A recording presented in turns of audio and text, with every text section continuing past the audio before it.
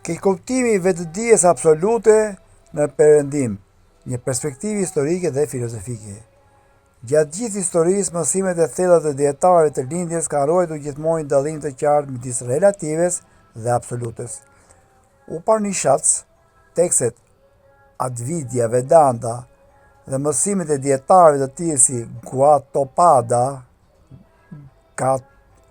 Gaudapada, Adi Shankaracharya, Ramana Maharishi vazhdimisht theksuan se vetëdia, siç e përjetësojmë, nuk është absolute. Vetëdia është e kufizuar nga kushtet e trupit, mendjes, kohës dhe hapësirës. Është një mjet, një reflektim, një mjet përmes të cilit shfaqet bota, jo burimi i pandryshueshëm pas gjithë ekzistencës. 1. Urtësia origjinale ishte e saktë. Në tekstet origjinale sanskrite, absoluti është shpesh referuar si Brahman, para Brahman ose i palinduri. Nuk është përshkruar kurrë një gjendje vetëdije. Është ajo që nuk mund të njihet, emërtohet ose përjetohet nga trupi, mendja apo dhe nga vetëdia. Është e përjetshme, e pandryshueshme dhe përtet të gjithë fenomeneve. Ndërgjegja në të kundërt ka shkallë, kufizime dhe varësi. Ajo lind dhe zbehet, shfaqet dhe zhduket, me trupin dhe mendjen. Dietarët ishin të qartë. Ndërgjegja është relative, ajo ekziston në lidhje me kohën, hapësirën dhe formën. Absoluti është përtej çdo provoje, është burimi që lejon të gjithë pamjet të përfshirë vetëdijen të manifestohen. Përshkrimet e hershme prezantuan keq interpretimin, kur tekstet e para sanskrite përkthyen në gjuhën evropiane, kryesisht latinisht dhe më vonë anglisht në shekullit 18 dhe 19, përkthyesit u përballen me një problem themelor. Nuk kishin ekuivalent të saktë për hollësitë filozofike të teksteve. Terma si vetëdije, ndërgjegje dhe prani u përdorën si parafrime. Rezultati, dallime delikate u humbën dhe lexuesit filluan ta interpretonin vetëdijen si realitet përfundimtar, në vendin ta njihnin atë si një fenomen relativ që tregonte drejt absolutit. 3.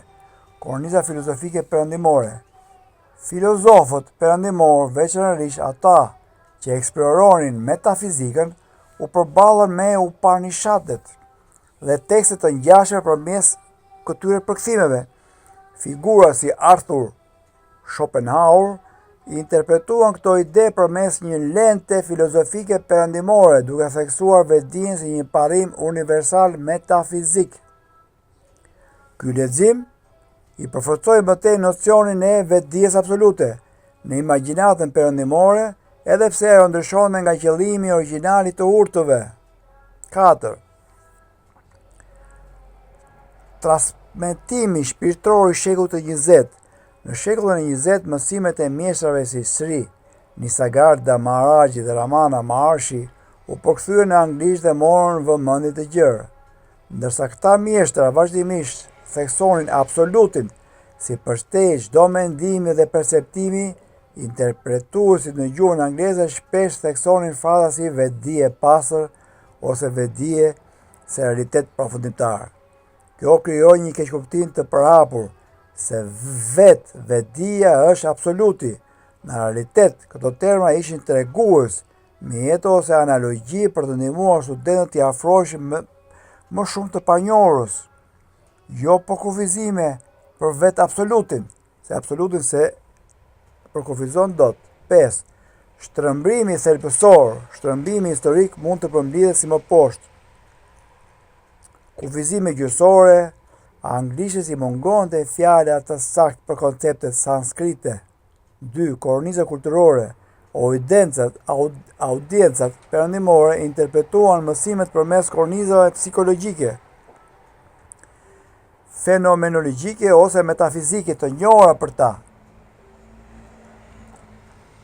Popularizimi i mësuesve dhe shqiptarë shpirtëror thjeshtuan ose përgjithësuan idet për t'i bërë ato të arritshme, duke promovuar padashje idenë se vetëdia është realiteti përfundimtar.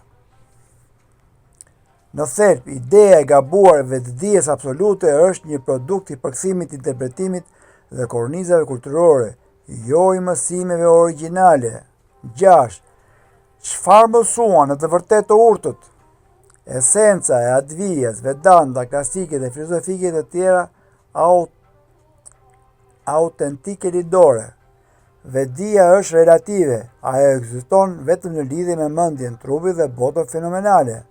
Absolutja, Brahman apo para Brahman, është përshtatje çdo njohje, vedie dhe fenomeni.